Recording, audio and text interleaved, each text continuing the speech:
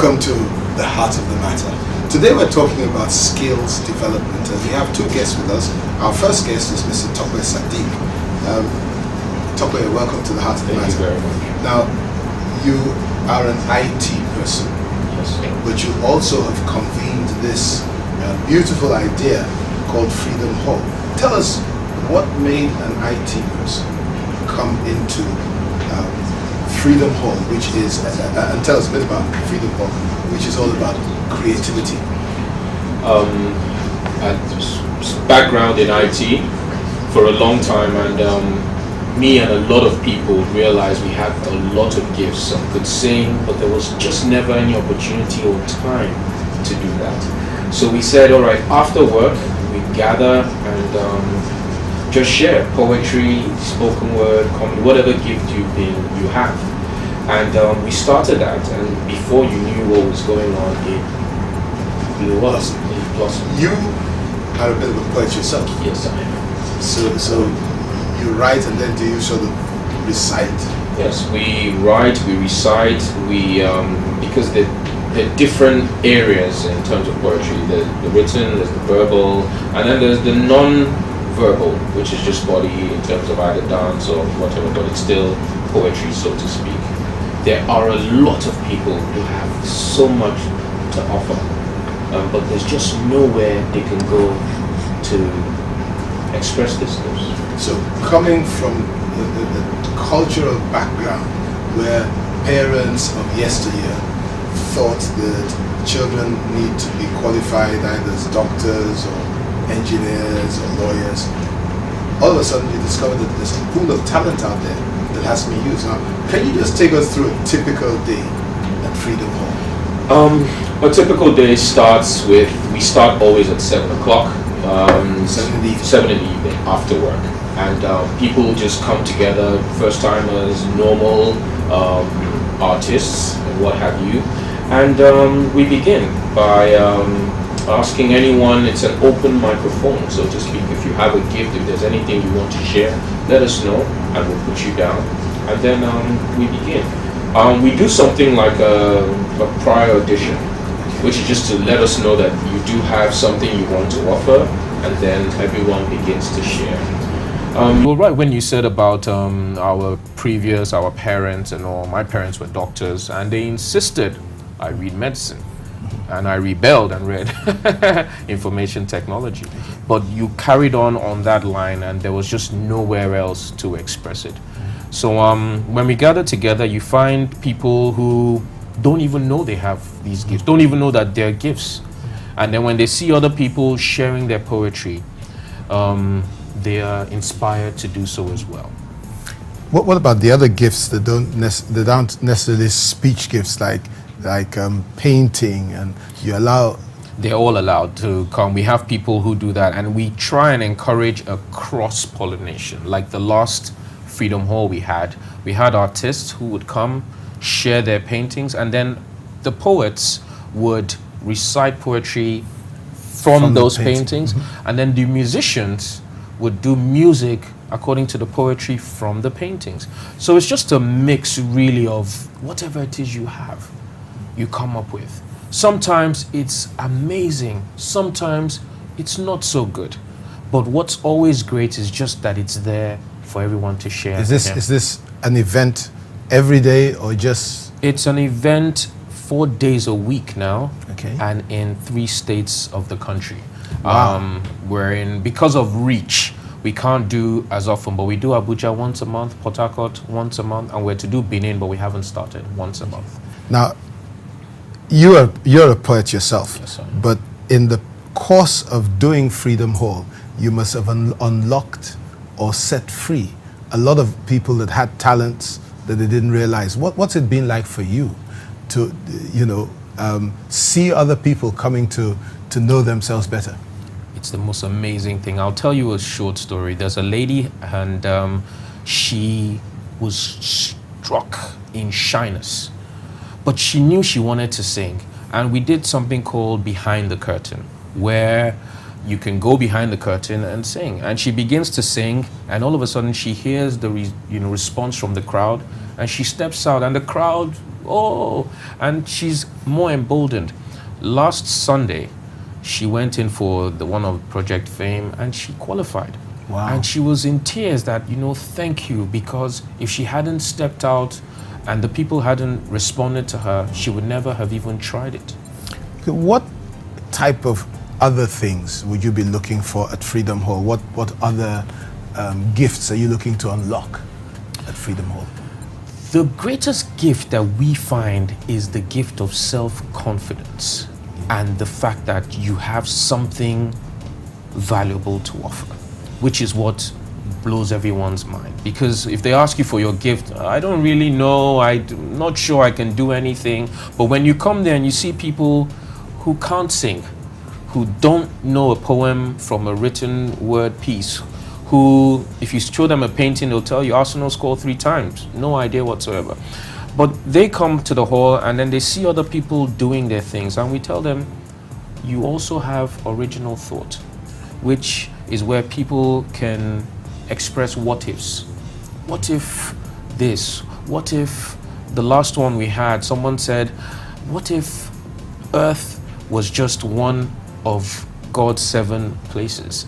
And he made 7 different places just like that, with each of us in different circumstances. One would be rich, one would be poor, one would be, what if it was like that? Just to see the kind of person you are in different circumstances. So that, giving that person the expression to think his mind through will just unlock that creativity in them. When they go out, they become emboldened to do things they would never normally have done, which might not be poetry or the music, but just that, okay, I can do this, and they begin to do it. One last question before we go on our break.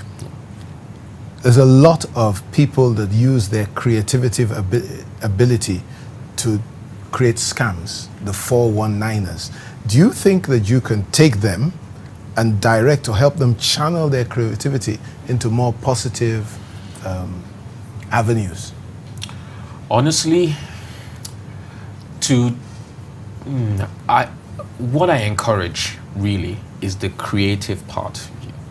And I think if we gave them an opportunity to channel that in a way that is forthright, I don't know how we can tell them not to be, because it's still part of the creative part of Nigerians and Africans as a whole. But if you tell them from their youth that, hey, there's another way that can give you these things that you want without the of being evil, of going against the law, then a lot of them will. Some might not, because no matter what it is you do, some people will stay on that line. But if you can say, hey, this thing you have, if you put it out there in a proper way packaged, you can make something for yourself and your family. I'm sure a lot of them will try other matters. Thank you. We're going to go on a break now, but we'll be back with you later on in the program. Viewers, we'll be back after a break with our next guest, and Mr. Tope Sadiq will be back before the end of the show. Stay tuned to The Heart of the Matter.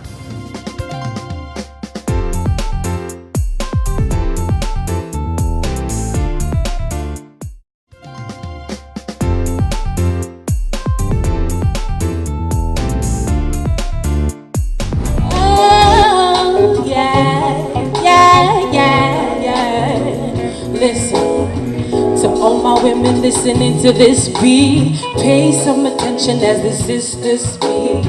I'm getting tired of all the negativity. Hello, my name is Amaka. I'm a singer. My name is Sage Hassan, a spoken word poet. Hi people, my name is Jumoke Alaode James. I organize events. My name is Torpedo Mascal. I'm an IT consultant during the day, and I'm a poet at night. I be you no say you are a queen. I be you no say you are a diva. Coming to Freedom Hall has opened my eyes up to possibilities of doing more things with other people, collaborating with other people. It is a spirit. It has an attitude of liberation, an attitude of upliftment, and most importantly, there's one thing that I notice here, that you are truly free to express yourself like you want to. I can walk for miles, so my name is not David. I love music, baby. They are my destiny's child and they are in vogue. These 3 little women who give me TLC, tender love and care.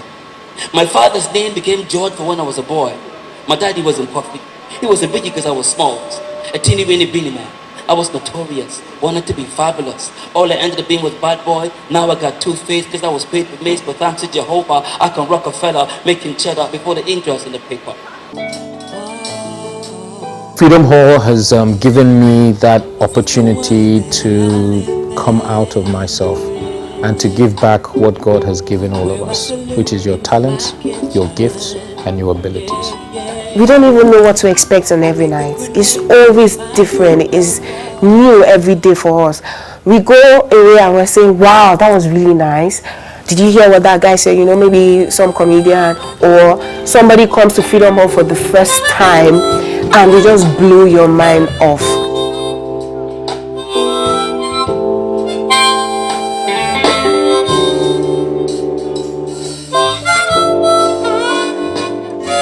Welcome back to the Heart of the Matter, where we're discussing creative skills development. And with me to discuss this subject is Nkiru Asika. She is the founder of Enterprise Creative. And this is an organization that has a mission to strengthen and build capacity in the Nigerian creative sector. Tell us a little bit about what brought Nkiru Asika into this field. What was it? The fulfillment of a dream, a vision, and how long ago did it start? And you know, what happened? Okay. Well, first of all, thank you very much for having me here today. Oh, well, it's our privilege. Pleasure to be here. Essentially, Enterprise Creative is sort of the sum of everything I've done my whole professional life. The creative economy, as it's typically called, is anything from advertising, marketing, communications, to broadcast, to digital and mobile, to IT, to film, television. So all the knowledge industries and all the intellectual property industry. So anybody that's already working in those sectors, or anybody that aspires to work in those sectors, and many young people. I work with a lot of young people, and so many people want to be somehow in these sectors. And I have a son who did a degree in acting. Okay. Would he be able to come to Enterprise Creative and receive support from you? Would you manage somebody like that, for instance? We're not looking at managing talent. To some extent, we have done that through Storm 360, the company which I'm a director of. To some extent, we do some artist management there, but more of musicians rather than actors. I'm trying to situate you in this emerging creative industry in Nigeria, and just which of our viewers should call you up and say, "Hey, I want your help." Sure. Well, I'll tell you a bit about what we've done. To some extent, I mean, it's a new organization, and we started really. The easiest thing to do usually is to focus on an event, which is how we started. So a couple of years ago, we did what's called the Creative Careers Fair, which we'll be repeating at the end of September this year. And just tell us some of the creative careers that probably showed up at that. Sure. I mean, there was about 42 companies that took place in the fair, so it was the first ever of its kind, and it was very successful. There was companies from the Mnet, MultiChoice, DSTV Mobile, Silverbird, and the radio station, Nigezie, Evans Publishing, School of Media, Pan-African University. So people could come and actually meet people and find out, how can I get a job in your organization or in your field. And then we also had different seminars. We had working professionals in, I think we had about 30 different speakers. How can I get ahead in publishing? How can I get ahead as a journalist, etc. How do you think you can help? Because I understand that 60% of our graduates don't have jobs or can't get jobs. And I'm sure that lots of them have something inside them that's creative. And how can you help them to become productive? Well, the beauty of an event like the Creative Careers Fair, and I would really encourage people to come out. It's not a, it's have you got another one coming soon? Yes, there's another one coming end of September, and information will be available on the website. You know, the beauty of an event like that is that you have all these potential employers in one space, captive for 2 days, and not just the employers, but the other people coming to visit the fair are potential employers, they're potential employees, they're potential clients, they're potential customers. So it was a very, very useful, and it is a very, very useful sort of forum. And then we're also, you know, planning other initiatives, which, I mean, I guess I can talk a little bit about now. We're also trying to set up the Enterprise Creative Internship Scheme. Okay. Because one of the things we found at our company, Storm, is that a lot of people want to come and work with us as interns, and we've taken a lot of interns but, over the years. But sometimes I've personally felt a little dissatisfied, like what have we really done? Have these people actually gotten anything out of this experience, or did they just come and hang around the office and then go home after 4 weeks? So there's a lot of young people who I think could be helped by structured internships. Unfortunately, the educational system does seem to have failed, you know, large amounts of people, and we seem to be educating people for the 19th century as opposed to the 21st century. The way the world is now with technological innovation, it actually should be easier for people in this part of the world to be able to tap into, you know, any change, any shift that's happening globally. But because people are so much poorer in terms of education than they were even 10 years ago, it's worrying. So in April, we did an event that again was also very successful, aimed at a different set. It was called the Forum for Financing Creative Business. Because one of the issues in this sector is access to capital, as in many other sectors, but especially in the creative sector, because people do not really understand creative businesses. So we brought together bankers, venture capitalists, private equity people, lawyers, accountants, and creative people. And we are incredibly creative people. And, you know, I think to some extent people think creative and then they start thinking maybe Nollywood, or they think, you know, performing. But so much of everything we do, and so much of our history, and so much of our story, things have changed so much in the last couple of years, and are going to change even more in terms of the understanding and the acceptance and the import that the government, you know, and the organized private sector is beginning to place on this industry, because they've looked at the rest of the world, they've listened to UNCTAD and UNDP and ILO and all these people who've done reports on the creative industries globally, and who have been able to show that, look, the creative industries contribute a huge amount to many nations' GDP, and it should be the same in Nigeria. I mean, there's some country, I mean, the Scandinavian countries are mostly known for design. What is design? It's craft. What has happened to our craft? It's a little bit like the Singaporean story, because they don't have any oil or raw materials. And, well, viewers, we'll be back in a moment to continue our discussion with Nkiru, and we'll also have Tokwe joining us. Stay tuned to the Heart of the Matter.